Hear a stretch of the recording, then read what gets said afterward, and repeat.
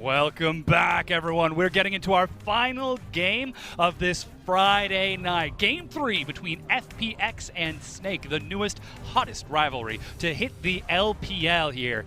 And already, we've got a couple of bans on the board. Kalista Alistair banned away from Crystal and Hootie. That's LWX's Cogmoth. Jarvan taken away as FPX now find themselves on the blue side. And we don't have time for pleasantries, Clement. We're getting right into the action. You didn't even get a shot of us, so we're coming right back in here. FPX banning out Snake's most prominent bot lane. We've seen Snake pick Kalista on the red side in the first rotation multiple times in the Demacia Cup. So again, they're taking it away. Ryze is also, I personally feel like it's Gogo's best champion for Snake. Now, Gogo has been known to play very intelligently with his Realm Orb, get engages with his team. So all three of these bans, I feel like, are really well placed from FPX now. Now Snake has to think about what they kind of want to take out of FPX's playbook.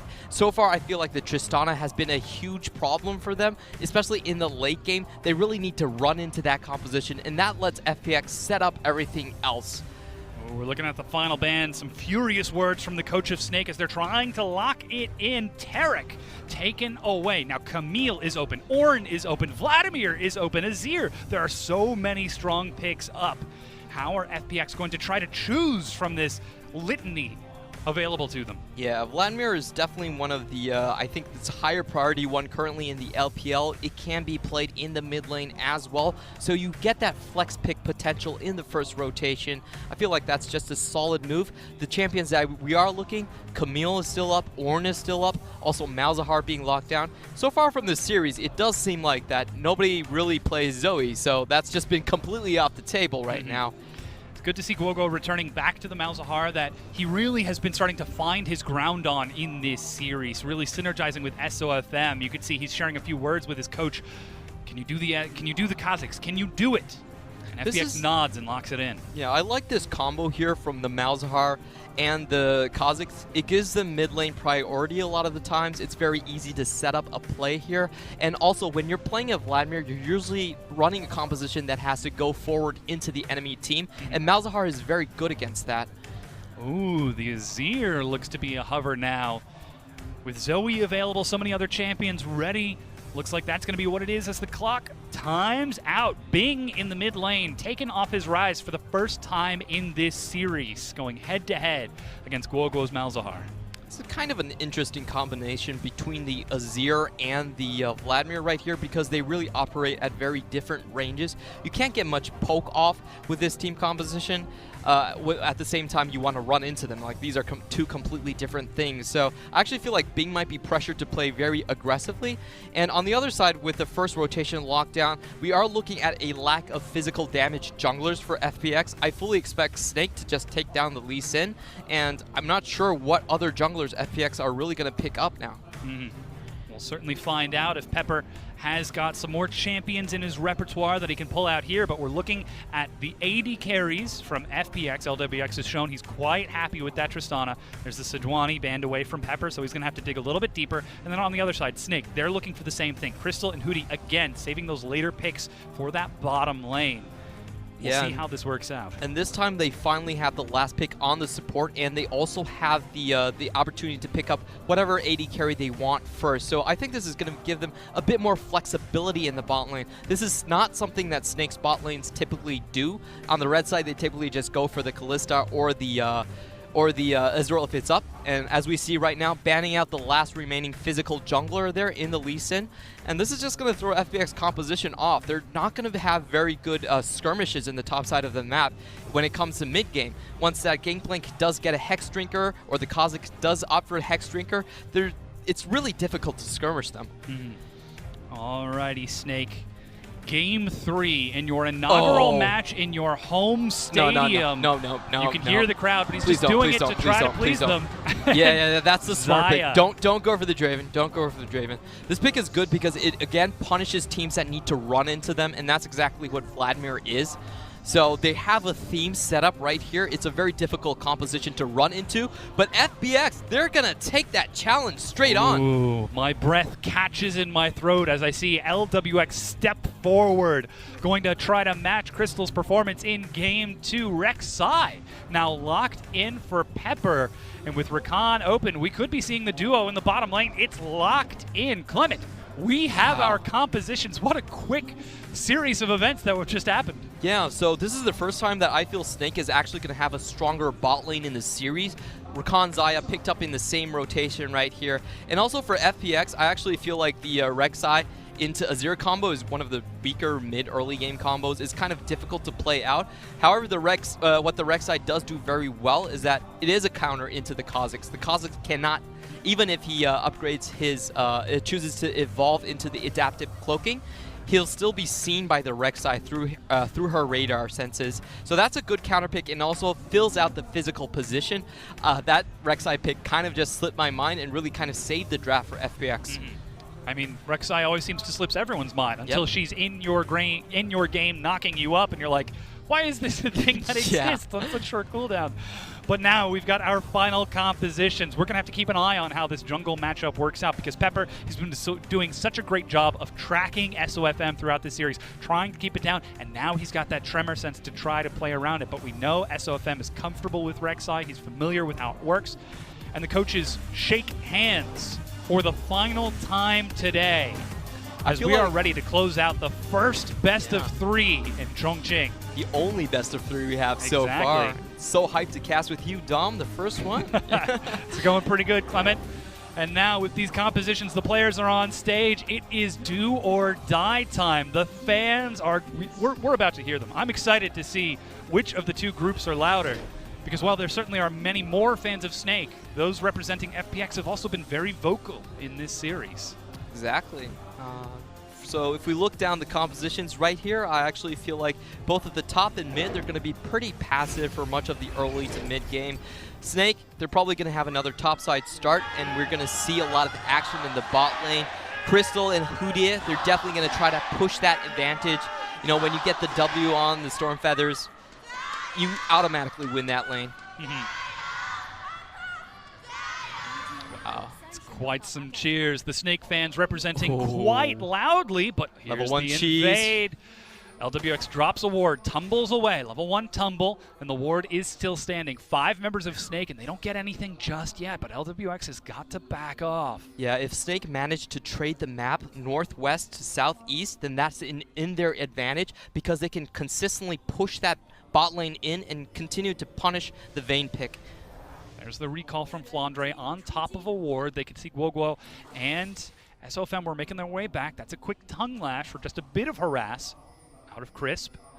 Not able to find anything though, and after the attempted excitement from Snake, looks like we're going to be seeing standard laning phase. Everyone going in with all their summoners. Even footing here in this Game 3. Yeah, SOFM doesn't really have a choice to start topside anymore. That wraparound gank didn't really work, so he's going to have to go for the more traditional standard start. Just go bot, go for your isolated targets, and move topside. Meanwhile, Pepper, he starts red, heading with that, spotted by that ward, heading towards the top side. And there's SOFM, as you were talking about, going straight for the Gromp. Excellent clear on Kha'Zix. The taste there, fear for some bonus damage, and Pepper going straight buff to buff here. Yeah, he's definitely worried that the Kha'Zix might try to invade him early. That is a thing that Kha'Zix kit can allow him to do. And I just want to talk a little bit about this Rek'Sai pick. It's really unique for the fact that it's one of the few junglers that does not bring Electrocute. Actually, on most of the Rek'Sais we've seen, it's been press the attack. You knock them up, you get Queen's Wrath 3 times, and then you chomp down on them, and that gets additional damage. And usually your rotation hurts so much that with the Triumph, with the press the attack, you're doing 21% extra damage on that last E right there. So that's kind of the way that we've seen most of. Oh, but all right. He brought Electrocute. Yeah, Pepper, he's thinking of getting some action here. He tunnels in, looks for 1 and 2, and denies SOFM his own jungle. The ward placed by Bing earlier at the cost of his own health is allowing Pepper to be aggressive here. So this is the communication. This is the teamwork that we want to see out of this new team, FPX. Yeah, we see Bing and Pepper having really good coordination. Bing slanting onto the left side of the ramp. Is he going to finish that teleport? Wow. That's a bit of a wasted summoner spell. Taking teleport to try to get back in, but Pepper just says, do it. I dare you. Yeah, that's it's actually a huge... Ooh, Gimgoon actually gets under the barrel. That's the nullifying orb. He's got to wait out the timer, the auto attack, plus minions attacking. Gimgoon Still has heal, so Flandre basically has to back off here. There's no way that he actually wins that 1v1 trade. Oh, but SOFM on this side of the map sneaks around behind him and just heads on over to the Grump, which has already been cleared by Pepper, who now heads on over to the Wolf camp. So still, this is a very tense game. You can see how closely these two teams are trying to jockey for position. Yeah, there's some really interesting choices here. Actually, Gimgoon not going for Unsealed Spellbook, going for the Kleptomancy build. I have seen this build a couple of times, and you go this build if you're very confident you can get a lot of auto attacks down. Oh, leaps onto him instead of going from under. I've never seen a Rek'Sai attack from that direction. There's the electrocute damage, a knockup, plus the red buff, and Pepper's forced to take a tunnel to safety.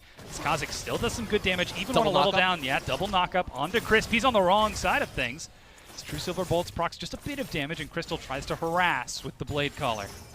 Yep, not able to push this lane fully in. A lot of action actually happening on the top side of the map. I think this is mainly in Snake's favor. They did go for that bot lane 5-man invade just to clear out that side of the map. Make sure everyone goes to the top side. And so far they've got this lane isolated pretty well, but haven't been able to take that much advantage.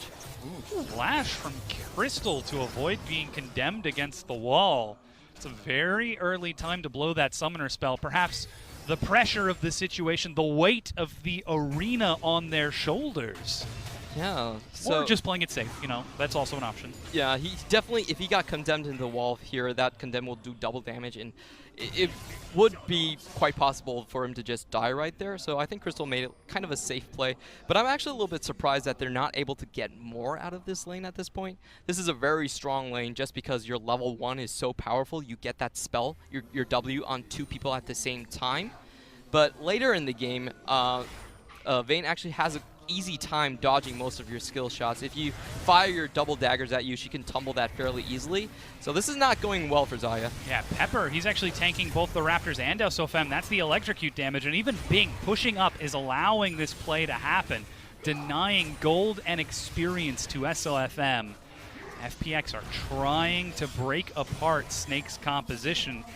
Malzahar, he's level 6. He flashes in immediately. Pepper follows with a flash of his own. It's very low health on Guo. He doesn't have enough mana either, and he finally uses the Nether Grasp, turns it around. Pepper with the knockup. First blood onto Bing. SOFM flashes away, but Bing with a double kill. And Guo shaken in his chair. Yeah, that did look like Guo didn't have enough mana. He had to wait for a while for him to actually be able to cast the Nether Grasp. And we can see how smart this combination from Bing and Pepper is. So Bing has the push there, and they're constantly contesting every single Raptors when it comes up. Manages to chunk SOFM first, and then go on Guo, who doesn't really have the mana to fight there. And this is the exact same strategy that we saw in game number 1. Pepper tracking SOFM, denying the Kha'Zix Malzahar composition, and now they're falling prey to it again. And Pepper, he's looking to make that 2-0 Azir into a 3-0 Azir. Yeah, that strong point I felt that Snake might have had in the mid lane evaporating straight before my eyes. Misses the teleport and loses the 2v2 right now. I feel like this Malzahar, if we don't count that ultimate, he might need to wait another 10 minutes. Very well could be. Still though, he's still got the other lanes. Crystal holding on to the minion wave, denying experience, or excuse me, LWX. While Crystal and Hootie get their own recall. BF Sword and the upgraded Targons. Looks like we're seeing SOFM actually taking second blue here. Yep. As Cannon Barrage is used to push the wave here. This is not a very good lane for Gangplank to be in. Actually, later on, Vladimir kind of takes over this lane. The Gangplank can't really trade very efficiently with him, and it sort of becomes this slow push lane, split push lane. But what Gangplank can do is he can influence the other parts of the map slightly better than the Vladimir can. So let's see if they can find their fights in the bot lane and try to snowball off that. Is not looking very good for Snake right now. I think that side lane effectiveness you were talking about for Gimgoon might perhaps be hampered a bit by the heal Summoner spell, and the lack of teleport taking Kleptomancy. So he doesn't have Unsealed Spellbook. He's stuck with Flash Heal for the duration of this game. So that means he has to be with his team or close to his team I'm actually at not all sure. times. Yes, Kleptomancy, because I haven't seen a single item pop for him. So either he's clicking those things really fast or immediately consuming. Yeah, like he doesn't want to wait for those for those pots of gold to show up. Yeah, still 8.1, very recent. We're still trying to work out a couple of bugs in the game, so we'll see. We'll keep an eye later on. If we see Vlad teleport, we'll know what's up. Exactly. But until then, he's just going to continue trading back and forth with Flandre. 13 CS ahead, though Flandre happy with that because as Gangplank, he will be able to get just a bit extra gold. All right, so it's definitely Unsealed Spellbook. He has teleport. Oh, he has teleport now. There you go. Yeah. All right. And we see Bing now moving down. He's unspotted at this position. Do you reckon it was just swapped? Because Gangplank had Unsealed Spellbook on the other side when we saw it earlier. It was just flipped 50-50, I think. All right, that makes sense. That makes sense. It could be. I don't know. Yeah, it's probably just like a small mistake. But go ahead. You were just talking about Bing. Yeah. So he's leveraging his mid lane push priority very well right now. We can see 2-0-0, so he's going to be able to constantly push in this lane. And it's all about how much you can bring that advantage into your own side lane. So you saw Bing, he just moved down to the Dragon Pit, and instantly Crystal and Hoodia had to back out of their lanes. They didn't want to pressure that anymore. And let's just see how FPX kind of leverage that. I feel like they need to go into Sofem's jungle at this point, do what they did in the top side around the Raptors, but try to do it on the blue side, and see if they can just wrap around down and try to get like try to get Vayne going in the game. Anything to get LWX snowballing. The more kills on a Vayne, the better, unless the Vayne's on the enemy team. And now, Bing and Pepper, looks like they're taking your advice, Clement, trying to look for an opening, but it's so defensive. Crystal and Hootie are just backing away the moment they are out of vision. Though they were spotted by a ward that was placed a bit earlier by Guoguo or SOFM to keep themselves safe. Yeah, and a cheeky little play here from Chris and LWX, hiding in the bush, pretending that they were backing, and coming back out again, but they're actually sitting on a ward, so that didn't pan out for them. Just managing to keep themselves even in lane as Guoguo, even with that kill, is trying to hang out in lane. Even the Boots of Lucidity for cooldown. Guoguo wants to use his ultimate as much as he can, but he is just not getting an opportunity to. Yeah, he's getting pushed in way too hard. He's already expended all of his minion dematerializers and still cannot get that lane to push into his favor. Oh, here's Pepper. He's managed to make his way down to the bottom lane, just tags onto Hootie.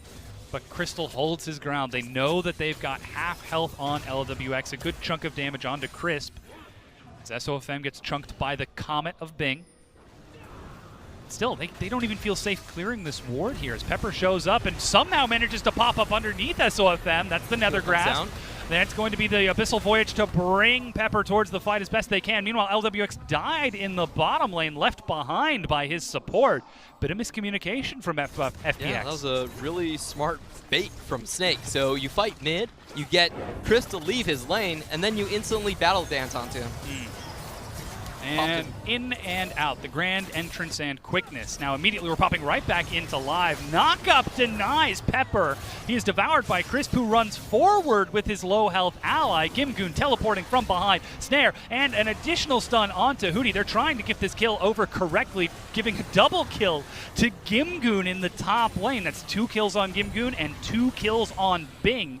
But both of those lanes are empty right now. Yeah, that's a really frightening prospect. Flandre also does not have his cannon barrage, so they're actually going to get the first tower here. Pepper, Crisp, and trying to finish off that turret. LWX showing down there as well. Flandre doing as much damage as he can, but he just doesn't have enough time to break it out.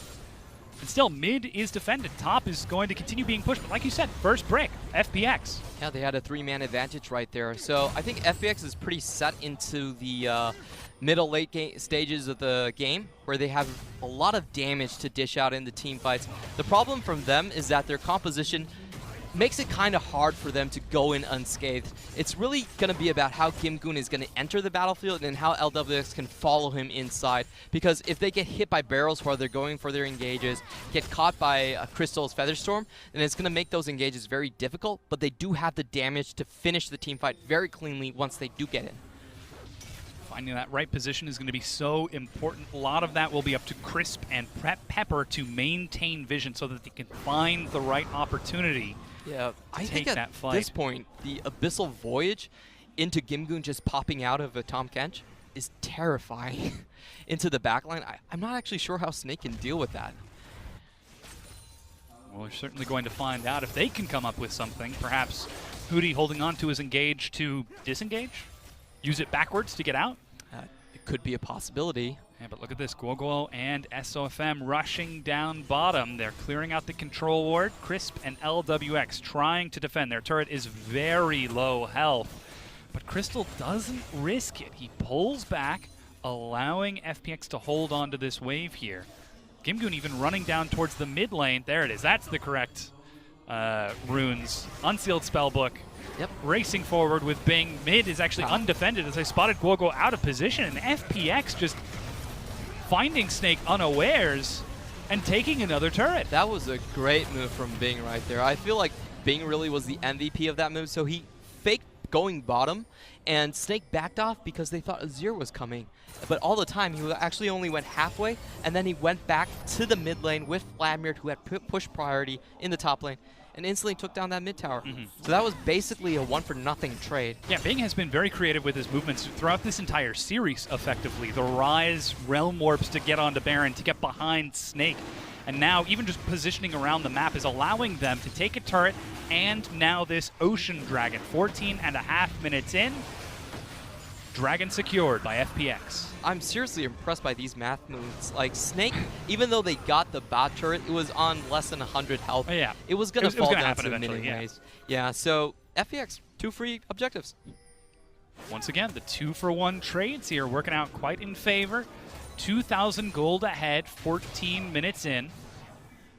Now we're starting to see a bit more of an accelerated pace. Snake swap their duo to the top half of the map. Essence Reaver completed for Crystal, so he can finally chuck out as many feathers as he wants. Still no completed item for LWX. That Vayne takes a long time to get going, and he's already 20 CS behind Crystal. Yeah, that lane wasn't supposed to go very well. He died underneath the turret once, got denied that wave.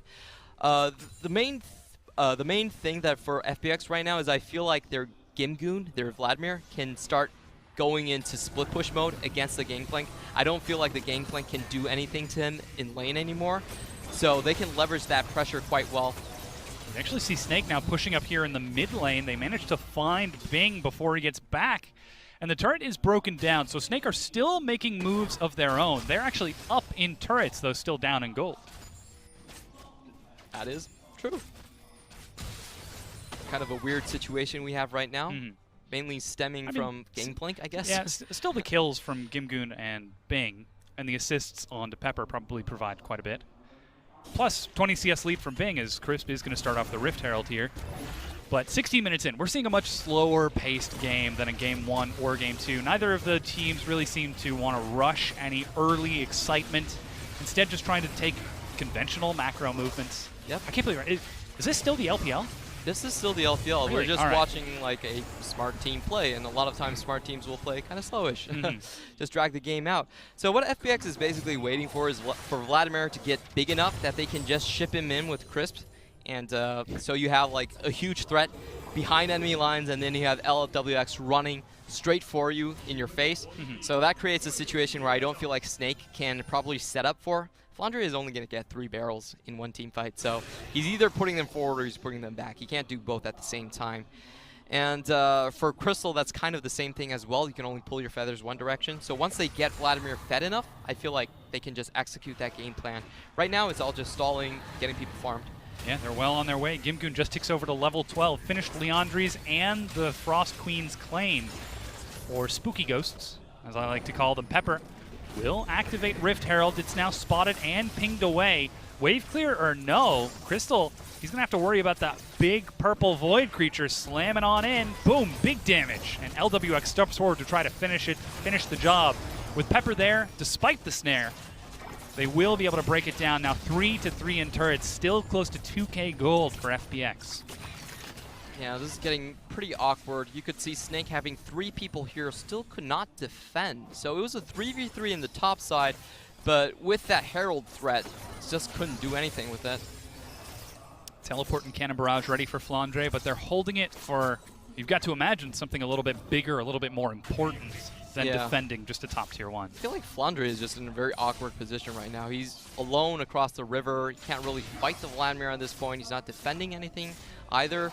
And FPX are just making them pay for it. Yeah.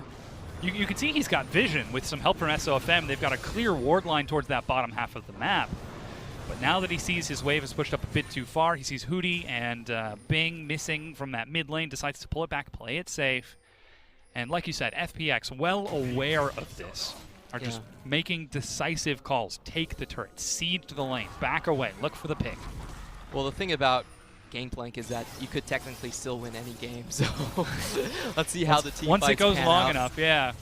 Once your barrels do enough damage, it doesn't really matter. But 75 seconds until that Baron spawns, 2 minutes until the Ocean Dragon is up. Not ideal, but the more Ocean Dragons, the more regeneration. That's going to make Vlad and Azir happy whenever they set up for sieges. Yep, and I feel like Woko is going to need to be the hero for Snake right now. He's going to have to keep his eyes on the Vladimir, try to pin him down and focus him. Or else this is a very good composition for Gimgo. All 5 targets are pretty low health. None of them are tanky targets. You can get a lot of health back from your R and your spells. So, yeah, I feel like Snake kind of need to force something, or they're just, if they go to the late game, they're kind of just betting on Gangplank getting a Miracle Barrel. That seems like a bit of a scary bet, though, considering it is Snake. And while they have been performing well in the Demacia Cup in their team fights, and even in the past few games in their late games, to me, I still see Snake as the 15-20 minute. We have a very strong early game, but our late game kind of tapers off. And Guogo, like you said, I'm keeping my eyes on him to see if he can find the opportunity in these fights to tear FPX apart. Yeah, and this Ocean Drake for Snake is actually a bit unfortunate. They would have liked to set up around Drake. If it was an Infernal Drake, pull FPX in, try to get them with the barrels, try to get them with Malzahar from out of vision. But they're just completely ignoring it, and FPX go directly for Baron. Ooh, big cannon barrage. Pepper very low health has got to disengage as FPX going to try to sneak the Baron, but forced to turn away.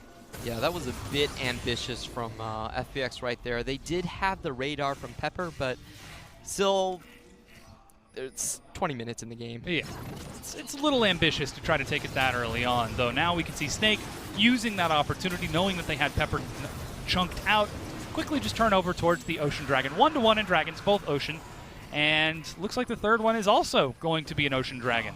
Well, that's rather unfortunate. That really, so a lot of times, like, when we look at Drakes, we think about what Drake there are and how important there are. A lot of Drakes are really not that important for certain team compositions. For instance, FPX, they're all going in at once and they're going to search for a team fight victory. They're not really a siege team. So Ocean Drake doesn't matter to them.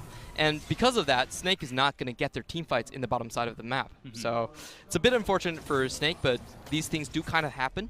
We can see the change-up, though. By keeping Hootie and Crystal on that top half of the map, they're now ready to fight around the Baron instead. But I feel like that's a much riskier game to play, because if you lose a fight, FPX are going to set their eyes on the Purple Worm. Yep, so basically, if you don't pick off someone when Crisp comes in, then FPX will likely clean this up and the Baron as well. But I still feel like Snake making a stand here is probably the best situation they can get FPX into. It's always very difficult to fight around these river edges because there's a lot of patches where you don't have vision, where it could be stocked full of explosive barrels. So yeah. Well, right now, FPX, they're sticking to the vision that they have, actually dropping a turret in the mid lane after quickly pushing it in, and now heading towards the Baron to try to clear this out. So that's going to passively push for them for the next few minutes, or at least until it does get cleared out. How are FPX going to try to utilize this here? Immediately engaging onto the Baron. Again, the Cannon Barrage on cooldown. And now they just need to wait this out. We can see Hootie trying to find a good flanking position. If he does manage to catch Vayne out, they can definitely one-shot him with Sofem. Meanwhile, Flandre shoving bottom. He's able to get onto the tier 2. Gimgoon's on his way to try to deal with it. Teleport available for both of these top laners, but not getting an opportunity to use it, as that's actually some very good damage. Spooky Ghosts going to get just a bit of a slow onto Flandre, who simply pops an orange, says it's all cool, and heads out.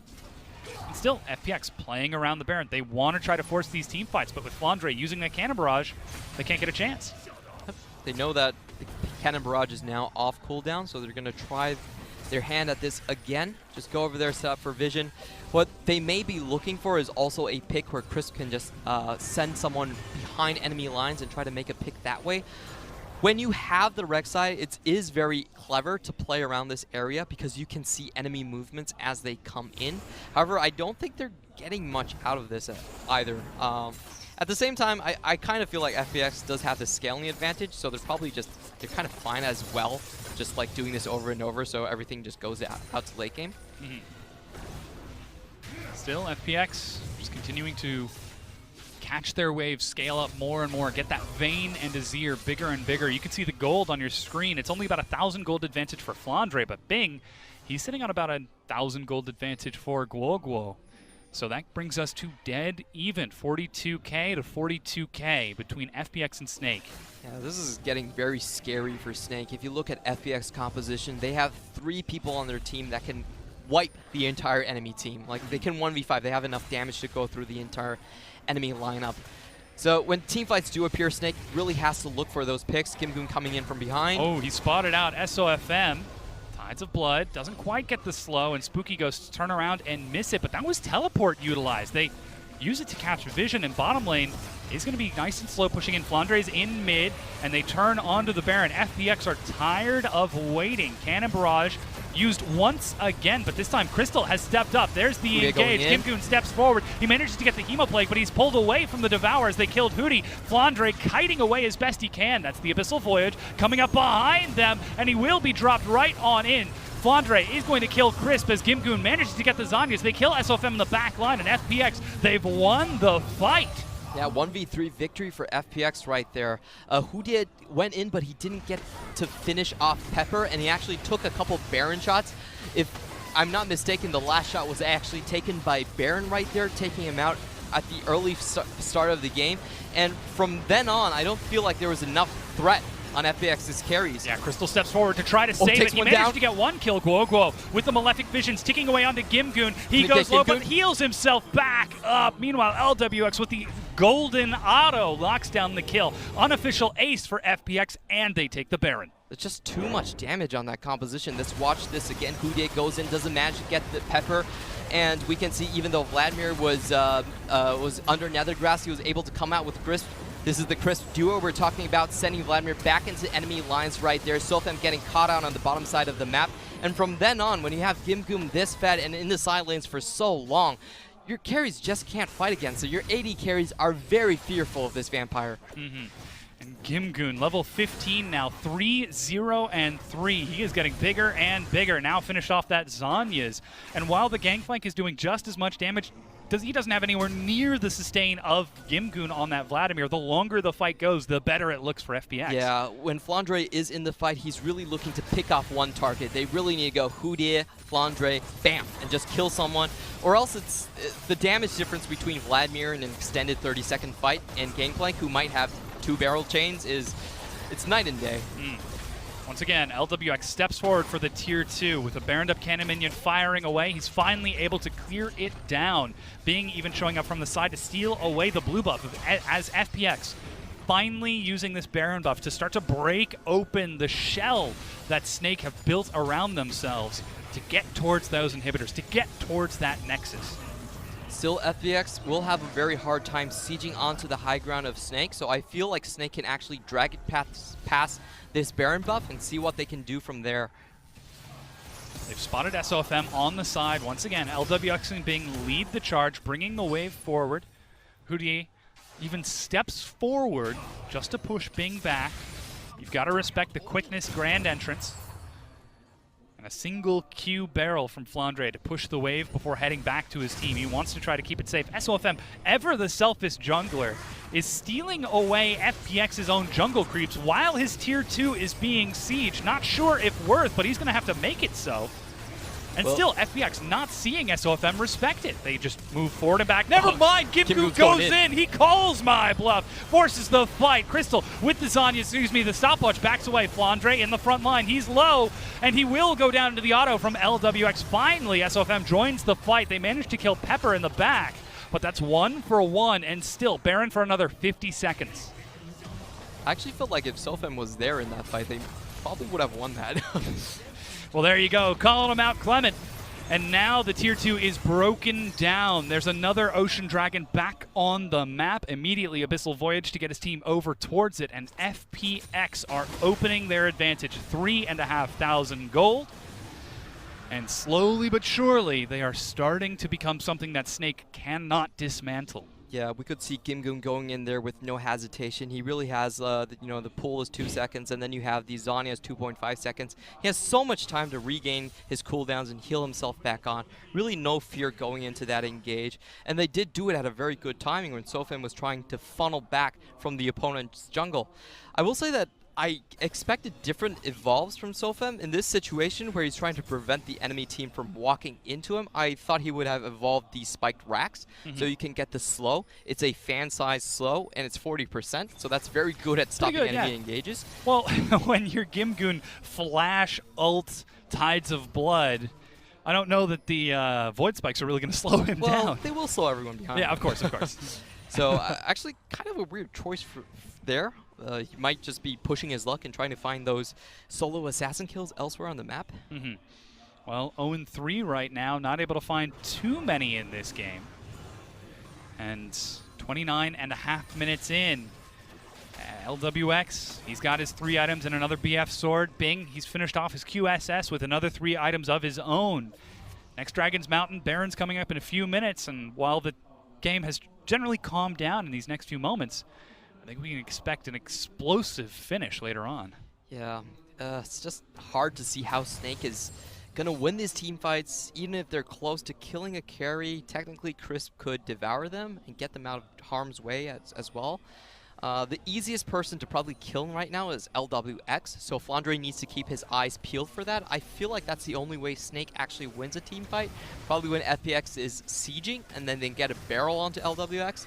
But other than that, it's going to be very difficult to contest their own jungle. You can see with Bing and the rest of FPX stepping forward, they take the red buff and quickly evacuate. Now pushing up towards the mid lane, perhaps trying to catch FPX out of position, but they rotate back. They don't allow themselves to give anything up on the map.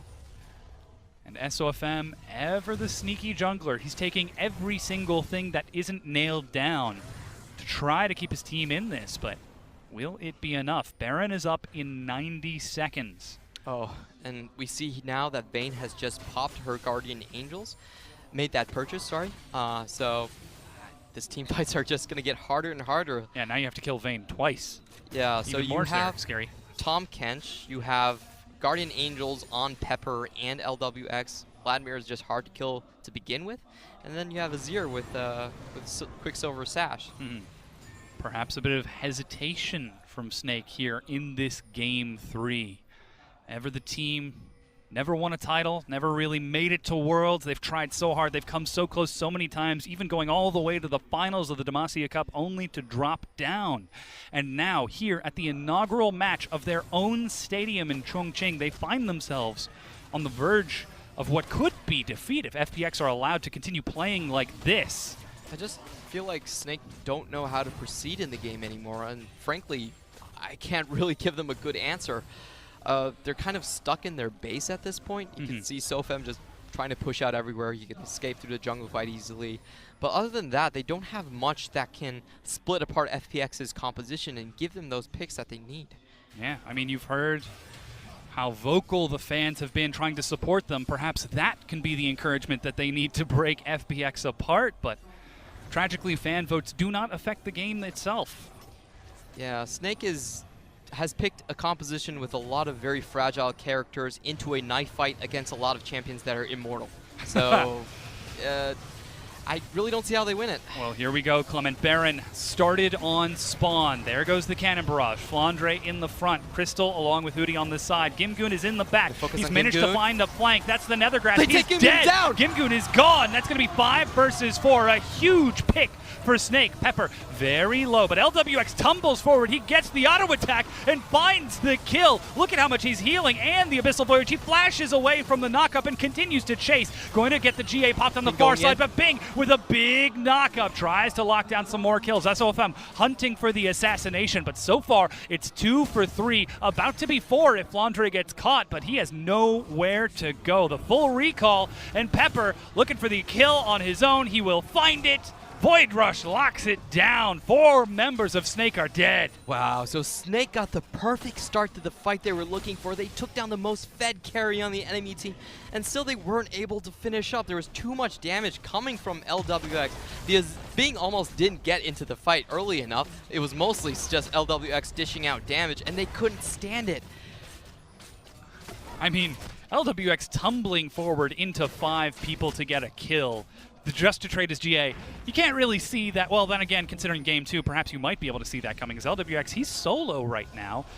SOFM is on the hunt. He leaps forward, getting good damage. The tumble. Is there going to be a condemn? He does get the condemn, but Flash. SOFM assassinates LWX. And ladies and gentlemen, the Baron is still on the board, and now Vayne is missing for FPX. And Flandre is going to come back on the map faster than the Vayne should. This should allow them to set up on Baron, so we could see Snake drag this game further.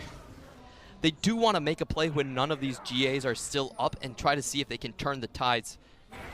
It's the evolved Void Spikes you were talking about. Finally going to get level 16 for SOFM. And still that window that Snake had, in which they had a brief numbers advantage, is slowly ticking away. 16 seconds before LWX is back up. And already you can see FPX are well aware of the fact that they're missing their AD carry. They've got tons of vision around the Baron. They know there's a chance Snake could try something, and that's exactly what Snake are doing.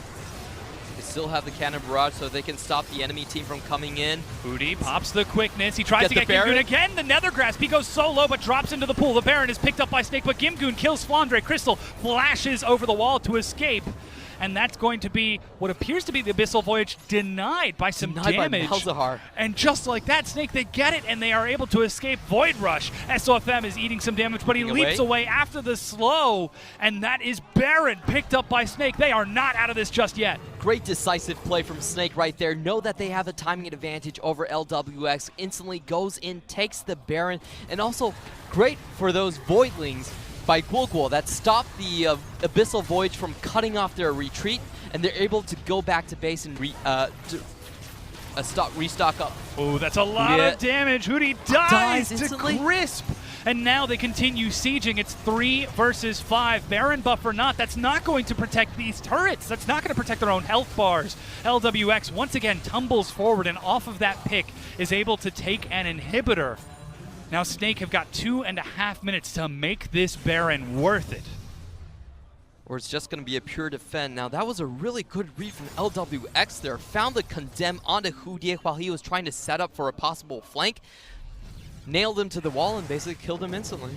Now SOFM turning towards this Mountain Dragon, trying to get everything for his team. He's 5,000 gold down along with the rest of Snake. And like you said, Clement, this might just be a defensive Baron here, at least until they get their whole team back up and alive. Because right now, FPX, they are so decisive. How can you read these plays in advance if FPX don't even know what they're doing? Definitely, that was a really good tumble from LWX. You're just thinking to yourself, you know, he's LWX. He does that all the time. He's really aggressive. But he actually caught you by the edge of his eye, and he saw you on that wall. That 1 inch of vision. And he's able to find it. Yeah, finding that kill now. It's 36.5 minutes in, going on 37. We're starting to see even more items completed. Is that a 6-item Vayne? I believe that's a 6-item Vayne. Yes, and we're fighting a 5-item Saya, I believe. I think that's Targon's brace still on her, so she's still not dishing out that much damage at this point. And now FPX once again pushing into Snake. They feel like they've got momentum here. It certainly shows in the gold count and the kills, but it's up to Snake to put an end to that. I will say that both of these Gimgoon engages have not worked out as well as FPX would have hoped. He got focused down very early. So if Snake can get that to happen again, they might have a chance, but it's going to be a tough call. If FPX can just play this slow, wait for the minions to come in, they should have no problem taking this down. I don't know that that's in their vocabulary. They immediately rush it down. Gimgoon steps forward with an early Hemo Plague. Redemption to try to get some health back, but that's going to be the final inhibitor turret. The middle inhibitor is just now going to be respawning. And actually, no, they've still got super minions pushing in. They could try to end the game right here, Snake. It is do or die time. Backs against the wall. Home crowd cheering you on. Crystal takes to the skies, but he's only able to clear a few minions. Yeah, we really need to watch Hoodia. He's the only person that can get a good engage off in this scenario. Snake's composition is not very good at doing those engages. Their only hope is on Hoodia's shoulders right now. Let's see if he can get maybe LWX, maybe Bing. He keeps stepping forward. One Nexus turret down. The sand in the hourglass is growing ever thinner, and LWX steps forward with an assassination onto Guogo. It's 4 auto attacks. This is Snake forcing the fight. That's 4-man knockup. I have never seen so many, and now they're continuing to chase SOFM on the far side. It is not enough. Spectacular or no, FPX have got too much momentum, and like sand in the hourglass, it shatters along with Snake's chances, and they finish it off with a quadra kill. Can this be the first pentakill of 2018? Woo! It is, ladies and gentlemen. FPX are victorious in Chongqing. Wow, that was a thriller to watch right there. For me, a lot of the problems really stem from the ban pick phase. I feel like if Snake were going to take Kha'Zix and Malzahar on the first rotation like they did in Game 1, they should expect